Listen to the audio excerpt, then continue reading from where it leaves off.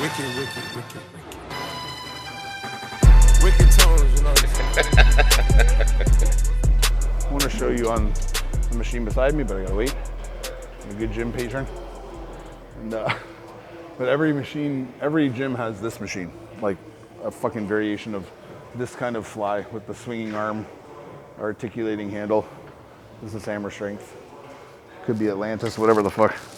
So if I put the seat up to the highest that I can get it, a lot of people would have their seat probably here, and they'd take this position and they'd be about here. And they'd be squeezing around shoulder level, which is fine. You're gonna get it, but it's gonna be a lot more for guys like me and people like me, shoulder impingement issues like arthritis in their shoulders, injuries.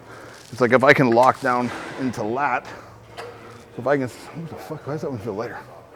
So if I lock down here and I set down in here, I'm almost over the top of the seat. So I'm almost tipping back on the top of the seat so that I can lock in lat here and slide. So I'm rocking back and through. My hands start the motion by pushing through, then I lean my body back and slide them in. Rock through. So the motion can't be quick. It has to be slow out of here so that I can get that connection of my back pushing into the back pad and then sliding. Squeezing. So when you get to about midway, it's going to turn into like an effort of the hand to be like push this thing in. From about here to here, it's just shove, it's just momentum and leverage, right? And then we're squeezing in here. That's why you should never be able to touch. If I start this movement too fast, I'm flinging out. I'll put it later so I don't fucking tear my rotator cuff again. So if I start this here and I don't hesitate here and I don't feel my weight back in the seat and my head forward, if I don't make that transfer of my back going into the pad and I do this too quick, I do this or I go. Right. It has to be slow and then it can speed up in here.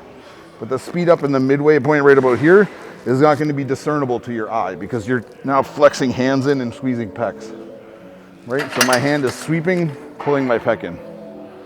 So all these guys shortcut it and they'll do like, they'll hold stuff here and they'll just pump in here. It's like I still want to get that stretch, that pull open and then slide across. If I don't get momentum to slide across and I just work in this range, I don't have as much tension.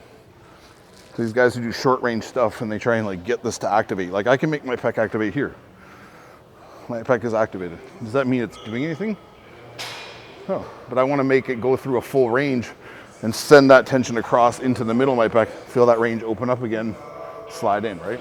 This is what I wanted to do it on. Because this one has a shorter back pad, I can get up over it. So if I jack this seat up, which I have, and I put this thing high, you can see if you look to the side, my upper back, like mid back is almost hanging over. So I'm relaxed here because all my weight is placed on the back pad. So my hands are grabbing here and I'm just rocking. So I can just lean and slide. So the momentum's slow, it's hands sink and slide in. So my head can stay level, I can rock my head back a bit and slide. All I'm doing is forcing weight back into that back pad so that I can slide my hands around smoothly. So we're trying to get this push back into the back pad. I'm pushing, pushing, pushing, lifting, lifting. It's the same as the sternum elevation and the emptied out rib cage. It's the same shit here. So if you can maintain that posture through every lift, you'd be surprised how much better your posture overall becomes, right? If I'm learning to engage sternum and keep chest up, lock shoulders down, it's gonna elicit a look when your physique, when you're walking, you're gonna have the same type of thing, right? Because the body's conditioned to that movement. So it doesn't want to slouch necessarily all the time. So if I set up here, I'm as tall as I can be in my rib cage. You can see my rib cage is emptied out because my fat belly isn't sticking out. So I'm here. So when I fire, I'm rocking up through. I'm just catching in shoulders, throwing hands. I don't ever lose my position of my sternum. I'm fighting to keep it up high, and I'm fighting to keep it up high as I swing my hands around so I don't do this. You know what I mean? And I go back and I go, oh, my arms pull me.